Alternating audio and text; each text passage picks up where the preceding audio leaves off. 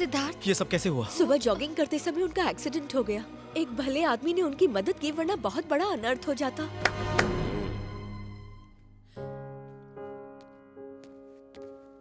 आप ठीक है ना पापा? मौत के मुंह से निकल कर आया हूं। आपको कुछ नहीं हो सकता। क्या गारंटी है? मेरी बात मानो और उस लड़की से शादी कर लो। हे, मौत से कब तक डरता रहूंगा? अब और नहीं।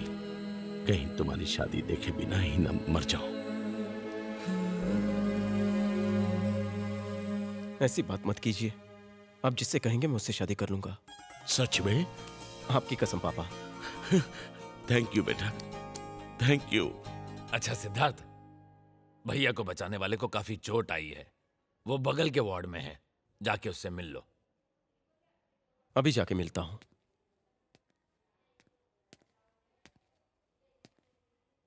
Excuse me.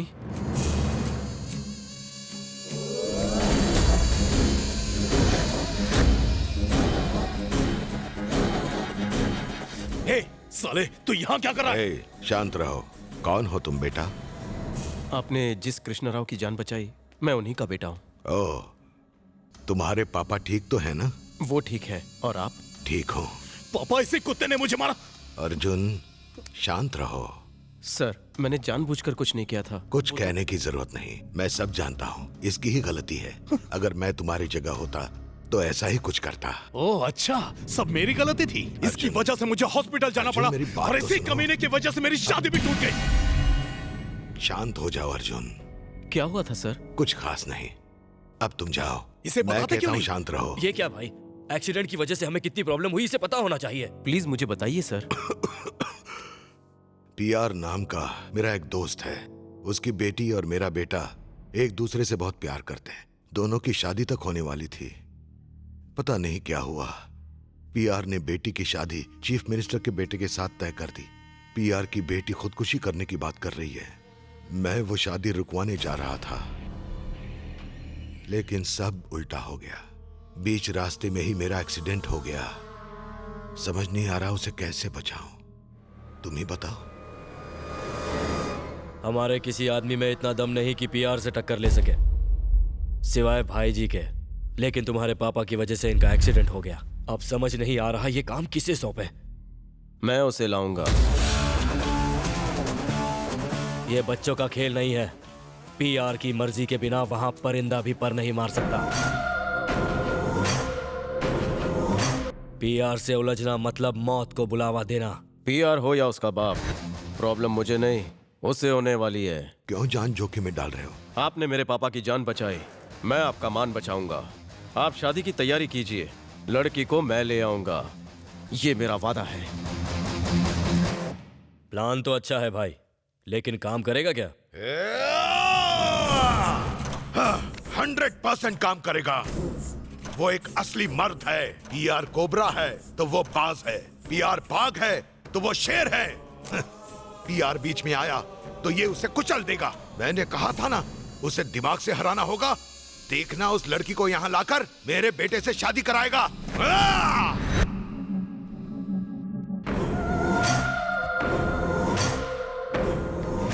सीएम को समधी बनाते ही तुम्हें मेरी पावर नजर आएगी चटर्जी। पूरे बंगाल का शहंशाह बन जाऊंगा। सारे मंत्री मेरे दरबार में माथा टेकेंगे। ये है पीआर।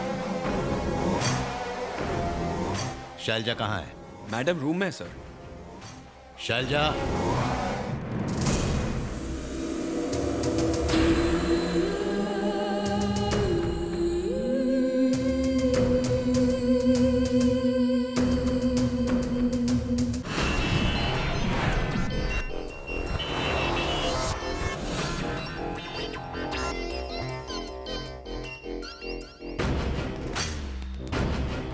नमस्कार सर, मेरा प्रमोशन सीएम से बात करूंगा, हो जाएगा। Thank you sir. ठीक है। टार्जन। हाँ भैया। उस पर नजर रखना। 2 बार पहले भी भागने की कोशिश कर चुकी है। अगर कोई भी अनजान आदमी दिखे, किसी पर थोड़ा भी डाउट हो, खत्म कर देना। आप फिक्र मत करो भैया।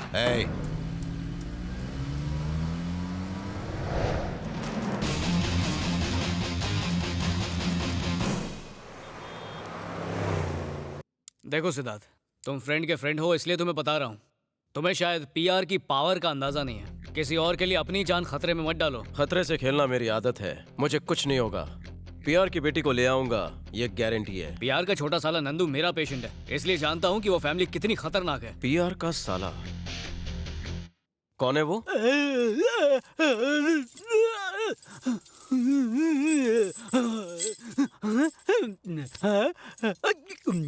इसकी प्रॉब्लम क्या है? इसे मरे हुए इंसानों की आत्माओं से बात करने का शौक है। पीआर की वाइफ का लाडला है ये, इसीलिए ट्रीटमेंट के लिए इसको मेरे पास भेज दिया।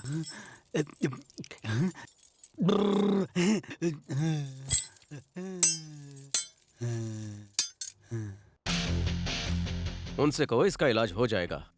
क्या बात है डॉक्टर, इतना अर्जेंटली क्यों बुलाया? एक ट्रीटमेंट है जिससे आपका भाई पूरी तरह ठीक हो जाएगा। क्या बात कर रहे हो? जनरली ऐसे केसेस में अगर हम पेशेंट को यकीन दिला दें कि हमें उनकी आत्माओं से बात करने की स्पेशल पावर पर यकीन है, तो वो पॉजिटिव होकर ठीक हो सकते हैं।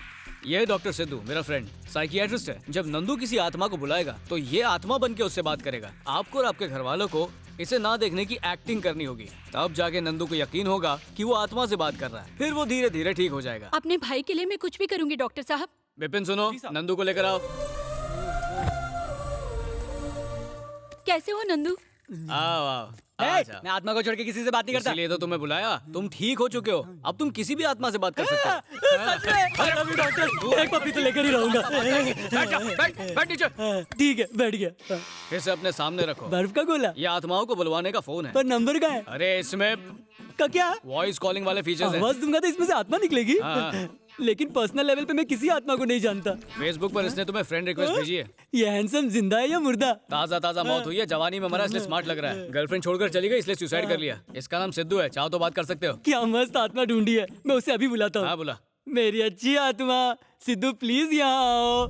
यस, कम ऑन सिद्धू, मैंने तुम्हारा नाम डायल किया है। मेरे नेटवर्क एरिया में आ जाओ। तुमने मुझे बुलाया नंदू? यही है, आपने सच कहा। मेरा नया फ्रेंड आ गया। दिखाई नहीं दे रहा। मैं सिर्फ अपने सच्चे दोस्तों को ही दर्शन देता हूँ। दीदी देखो ना, वो आत्मा मुझसे बात कर रही है। पर मुझे तो नहीं सुनाई दे रहा। आप नहीं सुन सकती, सिर्फ मैं ही सुन सकता हूँ। अब तू हैप्पी है ना? वेरी वेरी चल हैप्पी। फिर घर चलते हैं। तुम भी चलो ना। दोस्त को याद कर, मैं आ जाऊंगा। Bye bye soulmate. चल नंदू घर चलते हैं। हाँ, अब तो चलो, ठीक चलो, हो गया। घर चलते हैं। थैंक यू हाँ, डॉक्टर। ठीक है, ठीक है, थैंक यू डॉक्टर, एक पप्पी तो दे दो। चलो ओके, बाय बाय बाय। इसको लेके मैं घर ले आगे जाता चल जाओ। हूँ। चल भाग घर यहाँ से। चलते हैं। Thank you doctor.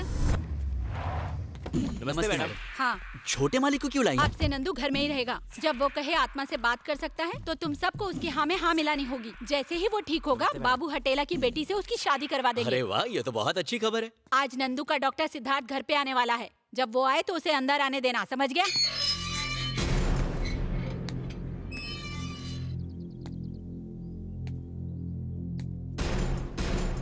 ए पप्पू फुग्गू गुलबिया बिपिन, जल्दी आओ, सब लोग इधर आओ। ए कौन है तू? ए शिवा, एक मिनट रुक रुक। अम्मा जी ने इसी डॉक्टर को बुलाया था। हाँ ठीक है, जाओ अंदर। आओ मेरे साथ। सिद्धू, मेरी प्यारी आत्मा, चलो बाहर आ जाओ। कौन सी आत्मा की बात कर रहे हो? मुझे तो कुछ नहीं दिख रहा है। आ जाओ। भाई देखो, आत्मा तो आ गई।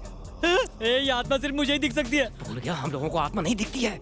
आपने सच कहा, हमें तो कोई नहीं दिखाई दे रहा छोटे मालिक। Okay okay. तुमने मुझे बुलाया नंदू? ए गुंडा पार्टी। हाँ छोटे मालिक। अभी इनसे मिलो। ये सिद्धू, मेरी आत्मा फ्रेंड। कौन सी आत्मा मालिक? हमें तो नहीं दिखाई दे रही। अरे कैसी बात करता है ब्लडी फुल, ये सिर्फ मुझे दिखाई देती है। आओ मैं तुम्हें जूस पिलाता हूँ। चलो, इतने बड़े घर में तुम्हारे अलावा और कौन रहता है? ऐसा क्यों पूछ रहे हो? आत्मा को सब पता होता है ना। हर आत्मा का जी के अलग होता है। ऐसा क्या? Juice thank you. आप भी लीजिए ना बाबूजी। ये क्या कर रही हो? ये तो सिर्फ मुझे दिखाई देता है, तो तुम जूस कैसे दे सकती हो इस आत्मा को? ये आप क्या कह रहे हैं? मुझे तो कोई नहीं दिख रहा। अभी तो तुमने सामने किया था। माँ जी ने कहा था कि आपके साथ कोई आत्मा आने वाली है, इसलिए मैंने बिना देखे हाथ बढ़ाया। ओके ओके, दे दो दे दो।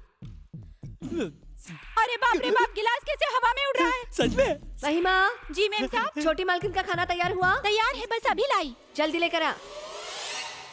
एक बात पूछूं, ये छोटी मालकिन कौन है? अच्छा, वो मेरी भांजी है। कुछ दिन पहले अपनी शादी के मंडप से भाग गई थी, इसलिए उसे रूम में लॉक करके रख दिया है और बाहर सिक्योरिटी भी है। एक बार उससे मिल सकता हूँ? बिल्कुल नहीं, मेरे अलावा उस रूम में कोई नहीं जा सकता। लेकिन मैं एक आत्मा हूँ, तुम्हारे अलावा मुझे कोई नहीं देख सकता। करेक्ट बोला। आ जाओ, चलो अंदर आ जाओ। भांजी,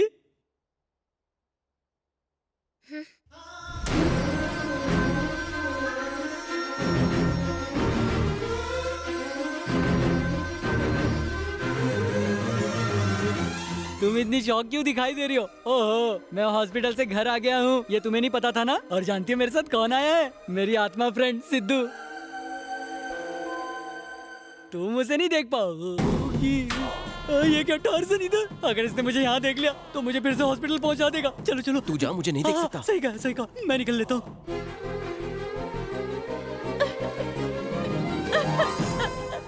सिद्धार्थ, मैंने तुमसे मिलने की सारी उम्मीदें छोड़ दी थी।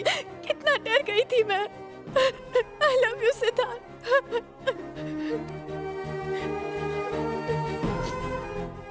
शैलजा, ये पीआर वो मेरे पापा हैं। तो बाऊ जी तुम्हारे क्या लगते हैं? बाऊजी के बारे में तुम्हें कैसे पता? लगता है उसने तुम्हें धोखे से यहाँ भेजा है। कई साल पहले वो मेरे पापा के साथ काम करता था। जब उसने थोड़े पैसे कमा लिए तो मेरे पापा से अपने बेटे के लिए मेरा हाथ मांगने लगा। उस दिन मेरे पापा ने सबके सामने उसकी बहुत इंसल्ट की और तब से पापा से बदला लेने के लिए वो मेरी शादी करवाने के लिए चालें चलता रहता है। सिद्धार्थ, पापा चीफ मिनिस्टर के बेटे से मेरी शादी करवाने का प्रॉमिस कर चुके हैं। मैं तुम्हें ये सब बातें फोन पर बताने वाली थी, लेकिन मेरे पापा ने मुझसे मेरा फोन छीन लिया। तुम टेंशन मत लो, ये शादी नहीं होगी। तुम समझते क्यों नहीं? मेरे पापा तुम्हारी सोच से भी ज्यादा खतरनाक हैं। तुम्हारे लिए मैं कुछ भी कर सकता हूँ।